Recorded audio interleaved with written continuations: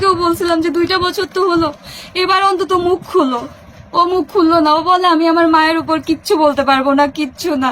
সে আমাকে ছাড়তে চায় নাই, কারণ সে আমাকে বারবার বলতো তোমার কোনো দোষ নাই, তোমারে চাইরে দিলে তো তোমার জীবনটা শেষ। আমার হাজবেন্ড খুব করে চাইতো, খুব করে চাইতো আমার সাথে সংসার করার জন্য। ওর মা করতে দেয় নাই। আমি ওর মায়ের হাতে পায়েও পড়ছি যে আমাদের অন্তত এবার একটু স্পেস দেন। সে দেয় নাই। সে বলে আমি মানুষ করেছি আমার ছেলেকে, সেই 34 বছর বয়সী একটা ছেলেকে বাচ্চা ছেলের মতো সে 2.5 বছর ধরে সে ট্রিট করতেছে। তার ঘুম থেকে ওঠা থেকে শুরু করে রাত্রে ঘুমোতে যাওয়া অব্দি। সে তো পুলিশে ছিল, তারপরে ডিফেন্সের র্যাবে আসছে। যতটুকু টাইম বাসায় থাকতো তাকে আমার সাথে থাকতে দিত না আমার শাশুড়ি। একই ফ্ল্যাটের মধ্যে 2টা রুমে থাকতাম, আমি একটা রুমে, আমার শাশুড়ি একটা রুমে। আমার হাজবেন্ড যদি কখনো আমার রুমে আসতো, আমার শাশুড়ি তার রুম থেকে আমার হাজবেন্ডকে ফোন দিয়ে তার কাছে নিয়ে যেত। আমার কাছে সে স্টে করতে দিত না। জাস্ট রাত্রে ঘুমানোর সময়ও ইভেন সে এসে বারবার নক করতো, বারবার আমাদের দরজার সামনে দিয়ে ঘোরাফেরা করতো। আমার হাজবেন্ডকে সে বলতো দরজায় লাগানোর কোনো দরকার নাই, তুই ঘুমাচ্ছিস ঘুমা, দরজা দিবি কেন।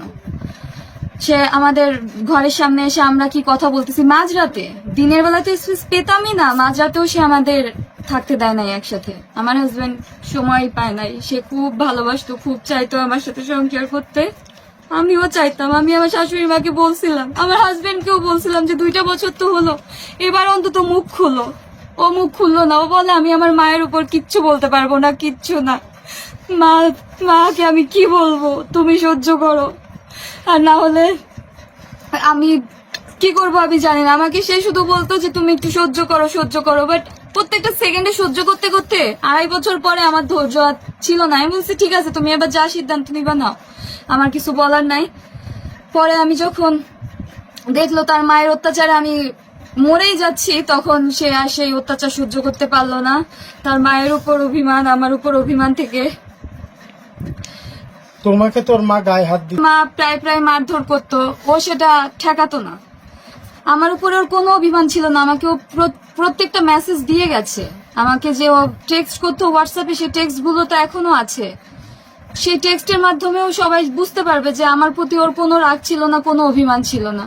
ও শুধু বলতো ওর মাকে কিছু বলতে পারবে না, ওর মাকে ও কিচ্ছু বলতে পারবে না। ওর মায়ের অভিমান, ওর মায়ের উপর থেকে, মানে ওর মায়ের উপরও এত অভিমান ছিল, এত কষ্ট ছিল যে ওর মা ওকে বুঝলো না। ও বারবার বলতো যে আমার মা কি বুঝে না যে তার ছেলে কিসে সুখী হবে, ছেলের বউ যদি সুখী না থাকে তাহলে ছেলে কিভাবে সুখী থাকবে। তার মা নাকি বুঝতোই না। সে অনেক বোঝানোর ট্রাই করছে, বাট তার মা বুঝতো না।